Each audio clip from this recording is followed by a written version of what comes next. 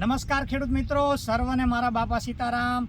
કિસાન સંઘ ચેનલની અંદર હું એજે શિયાળ આપ સર્વ ખેડૂત મિત્રોનું હાર્દિક સ્વાગત કરું છું.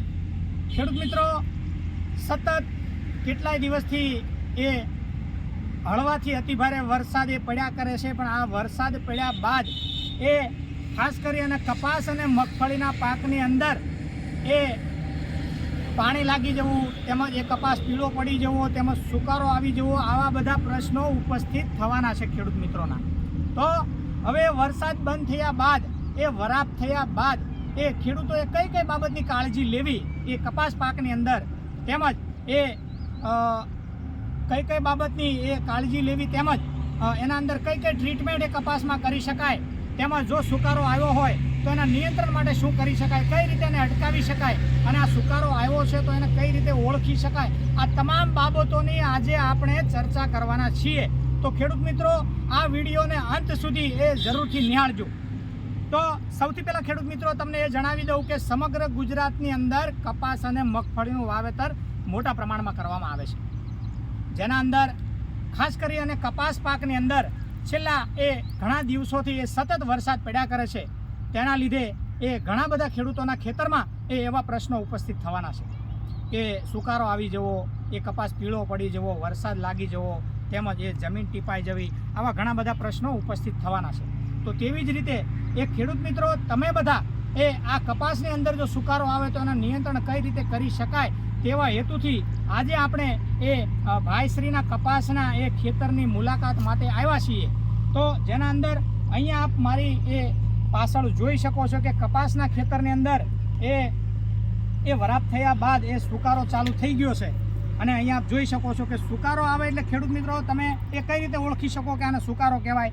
તો છોડ એકદમ પાન વગરનો થઈ જાય અને એના પાન પીળા થઈ અને ધીરે ધીરે ખરવા મળે અને એકદમ એ નોધારો છોડ થઈ જાય, અને ત્યારે એ સમજવું કે આના અંદર સુકારો આવ્યો છે. અને આ સુકારો ધીરે ધીરે 2 છોડ 4 છોડ પછી એમ ધીરે ધીરે એ આગળ વધતો જતો હોય છે. તો ખેડૂત મિત્રો, આ જે સુકારો છે તેમજ એ કપાસ પીળો પડી જવો છે, એ આ એક પ્રકારની દેહધાર્મિક ક્રિયા કહેવામાં આવે છે. જ્યારે એ જમીનની અંદર એ છોડના જે મૂળ હોય અને છોડને જે એ પાણી ઉપાડવાની જે એ ખોરાક લેવાની જે પ્રક્રિયા હોય, એના અંદર જ્યારે એને વિક્ષેપ ઊભો થાય, તેમજ છોડના મૂળની અંદર જે એને ઓક્સિજન પૂરતા પ્રમાણમાં જે મળવો જોઈએ એ ઓક્સિજન એને પૂરતો ના મળે, એ ત્યારે એના અંદર રહેલી જે એ જમીનમાં રહેલી જે અમુક ફૂગો હોય, જે આપણા ખેડૂતોને જે નુકસાનકારક ફૂગ હોય, એવી નુકસાનકારક ફૂગ છે એને અનુકૂળ વાતાવરણ મળતું હોય છે. તો અનુકૂળ વાતાવરણની અંદર એ ફૂગ છે એનું પ્રમાણ, એનો એટેક છે એ વધતો જતો હોય છે. તેમજ છોડની અને એ જમીનની દેહધાર્મિક ક્રિયાની અંદર જે કાંઈ વિક્ષેપ ઊભો થાય તો તેના લીધે એ આ સુકારાનો એ પ્રશ્ન જોવા મળતો હોય છે. ખેડૂત મિત્રો, આ બધા જાણતા હશો કે પાકને એ ઉત્પાદન લેવા માટે થઈને એને એ જરૂરિયાત પ્રમાણમાં એને ખોરાક પૂરો પાડવો એ એક મહત્ત્વની બાબત છે. છોડને જ્યારે એની સંપૂર્ણ અવસ્થા દરમિયાન એની અલગ અલગ અવસ્થાએ આપણે એને એ ઉપરથી એ ખોરાક આપતા હોઈએ છીએ, અને છોડ એના મૂળ વાટે તેમજ એના પાન વાટે એ ખોરાક લેતો હોય છે. તો આવા સમયગાળા દરમિયાન ખેડૂત મિત્રો, તમને જ્યારે એ કપાસ પાકની અંદર જ્યારે વરસાદ બંધ થયા બાદ એ એકદમ વરાપ થશે, તેમજ એ તડકાનું પ્રમાણ, ગરમીનું પ્રમાણ જ્યારે વધી જશે, ખાસ કરીને આ બાબત છે એ ભાદરવા મહિનાની અંદર એ વધારે જોવા મળે છે.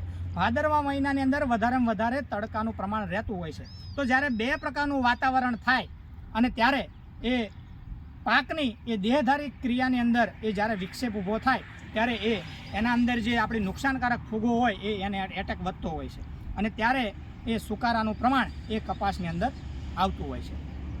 હવે અહીંયા મેં તમને વાત કરી એમ કે કપાસના એ છોડની અંદર એ સંપૂર્ણ એ પાન છે પીળા થઈ અને ખરી જાય અને એકદમ છોડ નોધારો થઈ જાય, અને આ સુકારો જો ખેડૂત મિત્રો તમને તમારા ખેતરની અંદર આવો સુકારો જોવા મળે અને જો તાત્કાલિક એનું નિયંત્રણ કરવામાં નહીં આવે તો આનું પ્રમાણ એ વધતું જતું હોય છે. અહીંયા આપ જોઈ શકો છો કે અહીંયા એ છેલ્લા કેટલા દિવસથી એ સુકારાનું એ નિયંત્રણ કરવામાં ન આવ્યું, જેના લીધે અહીંયા એ બધા છોડ નીકળી ગયા છે, અને આવી રીતે તમારા એ કપાસના ખેતરની અંદર એ ખાલું પડી જતું હોય છે.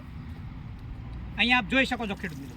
હવે આપણે એ સુકારો છે એને ઓળખી ગયા બાદ એ ઘણા બધા ખેડૂત મિત્રોને ખ્યાલ નથી હોતો કે એનું નિયંત્રણ કઈ રીતે કરવું. ઘણા બધા ખેડૂત મિત્રો એ આવા નુકસાનકારક છોડ હોય ખેંચી નાખતા હોય છે, જેના લીધે એ આ રીતે ખાલું પડતું હોય છે. પણ ખેડૂત મિત્રો, બજારની અંદર ઘણા બધા એવા ટેકનિકલો મળે છે કે જેના કારણે આપણે આ સુકારાને અટકાવી શકીએ છીએ. બસ ખાલી આપણે એ બાબતનું ધ્યાન રાખવાનું છે કે આ સુકારાના નિયંત્રણ માટે આપણે કયા સમયે નિયંત્રણ કરવું જોઈએ અને એ કયા પ્રકારનું નિયંત્રણ કરવું જોઈએ. તમે રાસાયણિક નિયંત્રણ કરો, જૈવિક નિયંત્રણ કરો, કોઈ પણ પ્રકારનું એ નિયંત્રણ તમે બધા એ કરી શકો છો, પણ એ કયા સમયે કરવું એ એક મહત્ત્વની બાબત છે. ખેડૂત મિત્રો, જો તમે પાયાની અંદર એ કપાસના વાવેતર વખતે જો તમે આપણી જે મિત્ર ફૂગ હોય, જેને ટ્રાયકોડર્મા કહેવાય, સ્યુડોમોનાસ કહેવાય, આ જે મિત્ર ફૂગ હોય એ આ નુકસાનકારક ફૂગ હોય એનો ખોરાક તરીકે ઉપયોગ કરતી હોય છે.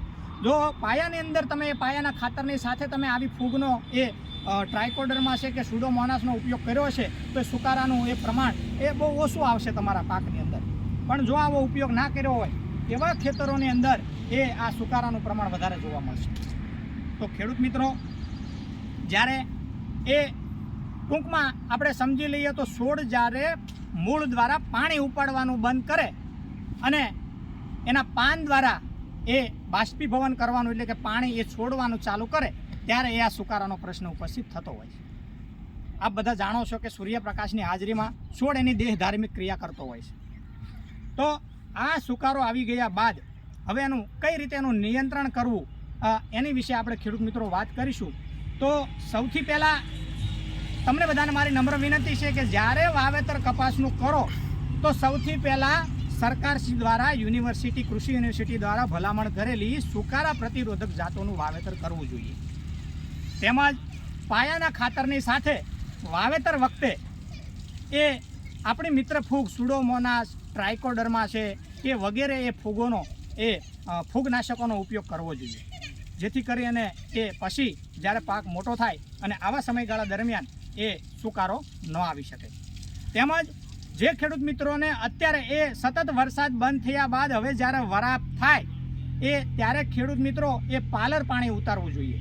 એટલે કે એક વખત છૂટું પિયત આપી દેવું, છૂટું પાણી આપી દેવું. તો શા માટે છૂટું પાણી આપવું જોઈએ? તો ખેડૂત મિત્રો, સતત વરસાદના લીધે આપણી જમીન ટીપાઈ ગઈ હોય અને જમીનની અંદર આપણો જે પાકનું જે મૂળ છે, મૂળ સુધી પૂરતો ઓક્સિજન પહોંચતો ન હોય, તો જ્યારે તમે છૂટું પિયત આપશો ત્યારે તમારી જમીન છે એકદમ ખુલ્લી થઈ જશે અને એ હવાની જે અવરજવર છે, ઓક્સિજનની અવરજવર છે એ મૂળ સુધી ચાલુ થશે. એટલે કે જે નુકસાનકારક ફૂગનો એટેક એ આપણા એ પાકના મૂળમાં થયો છે એ એટેક ત્યાંથી અટકી જશે અને વધશે, આગળ નહીં વધે. અને એને એ હવાની અવરજવર મળશે એટલે એ ખોરાક લેવાનું બંધ કરી દેશે. તો ખેડૂત મિત્રો, એટલું સમજી લેવું કે સૌથી પહેલાં એને એ દેશી ભાષામાં પાલર પાણી ઉતારવું એવું કહેવામાં આવે છે. એટલે એક વખત છૂટું પિયત એ વરાપ થયા બાદ એ આપી દેવું. ત્યારબાદ બજારની અંદર ઘણા બધા એવા ટેકનિકલો ખેડૂત મિત્રો મળે છે. તો તેના અંદરથી એક કોપર ઓક્ઝીક્લોરાઇડ નામનું એક ટેકનિકલ તમને બજારમાંથી મળશે, જેને એ બ્લુ કોપરના નામથી પણ આપણે બધા ઓળખીએ છીએ. તો કોપર ઓક્ઝીક્લોરાઇડ એક પંપની અંદર 40થી 50 ગ્રામ નાખી અને બરોબર એને ઓગાળી અને દવા છાંટવાનો જે પંપ હોય, પંપની આગળની નોઝરનો ફુવારો કાઢી અને થડે થડે એને ડ્રિન્ચિંગ કરવું, તવા દેવા દેશી ભાષામાં. એટલે આવું કરવાથી કે આ જે સુકારાનો જે રોગ છે એ ફૂગથી થતો રોગ છે. એટલે કે એ પાકના મૂળમાં હોય છે. જ્યારે છોડ ખેંચી અને એના મૂળ જુઓ ત્યારે જ તમને ખ્યાલ આવશે કે સુકારાનું એટેક છે. તો આ કોપર ઓક્ઝીક્લોરાઇડ છે એક પંપની અંદર 40થી 50 ગ્રામ નાખી અને એને થડે થડે આપણે ડ્રિન્ચિંગ કરવાનું છે. આખા ખેતરની અંદર તમામ છોડની અંદર થડે થડે ડ્રિન્ચિંગ કરી દેવાનું છે, જેથી કરી એના મૂળ સુધી પહોંચી શકે. ઉપરથી બને ત્યાં સુધી સ્પ્રે કરવો નહીં, કારણ કે આપણે જે એટેક છે મૂળમાં છે એટલે મૂળ સુધી પહોંચવું જોઈએ. તો આવી રીતે એને એ નિયંત્રણ માટે તમે કોપર ઓક્ઝીક્લોરાઇડનો ઉપયોગ કરી શકો છો.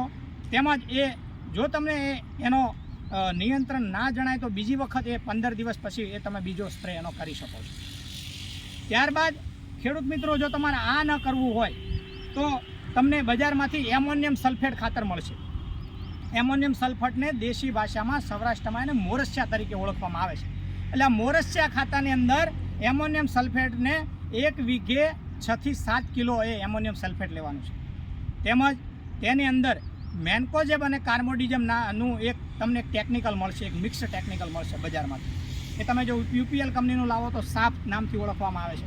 તો એ તમે મેન્કોજેબ અને એ કાર્બોડિઝમ એ મિક્સ તમને જે ટેકનિકલ મળશે એ ટેકનિકલ આ વીઘે 6 થી 7 કિલો ખાતરની અંદર તમારે બરોબર એને મિક્સ કરી દેવાનું છે, ભેળવી દેવાનું છે. અને 1 વીઘાની અંદર 150 ગ્રામ એ તમારે મેન્કોજેબ અને કાર્બોડિઝમ લેવાનું છે. એટલે પ્રતિ વીઘાની અંદર આ ભેળવી અને એ છોડના થડે થડે એને આપી દેવું જોઈએ, છંટકાવ કરી દેવો જોઈએ. તો આ રીતે તમે એમોનિયમ સલ્ફેટ દ્વારા એ અને કાર્બોડિઝમ અને મેન્કોજેબ દ્વારા તમે એનું નિયંત્રણ કરી શકો છો. બીજું આગળ જે રીતે તમને ખેડૂત મિત્રો વાત કરી એમ છૂટું એ પિયત આપી દેવું જોઈએ, પાલર પાણી ઉતારવું જોઈએ. અને જો ક્યાંક એવા 2-4 છોડ જોવા મળે તમને ક્યાંક આખા ખેતરમાં, તો એ છોડને તરત જ એ દૂર કરી દેવા જોઈએ ખેંચી, જેથી કરી અને સુકારો આગળ વધે નહીં.